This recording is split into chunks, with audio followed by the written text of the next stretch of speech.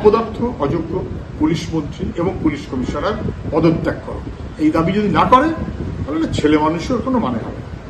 কখন কার বিবেক জেগে উঠবে, কখন বিবেক ঘুমিয়ে পড়বে, কখন খণ্ডিত হবে, আজকে একরকম বলে কালকে আরেক রকম বলবেন, সবার সব কথার উত্তর দেওয়াটা খুব সঠিক নেই।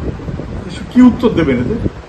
যদি কেউ বলে থাকেন যে প্রশাসন এমন কাজ কেন করবে যে যার উত্তর দিতে পারছি না, অথবা যার জন্য বিচার চাই দাবি করতে হবে শাসক দলকেও, আমি বলছি ঠিক বলেছেন, যে বলছেন ঠিক বলছেন।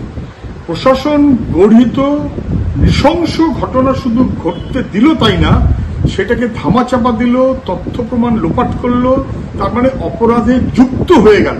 দায়ীকে প্রশাসন, প্রশাসনের মাথায় তো পলিটিক্যাল এক্সিকিউটিভ। সেই অপরাধী প্রিন্সিপালকে 4 ঘন্টার মধ্যে প্রিন্সিপাল হিসেবে আরেকটা কলেজে প্রমোশন দিলেন তো একেবারে পলিটিক্যাল এক্সিকিউটিভ, মুখ্যমন্ত্রী।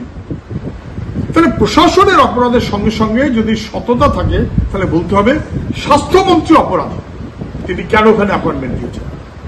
অথবা পুলিশ মন্ত্রী এবং পুলিশ কমিশনার তারা অপরাধের দায় অস্বীকার করতে পারে না, তা তথ্য প্রমাণ লোপাট করা হয়েছে। উনি খণ্ডিত না অর্ধেক না কতটুকু?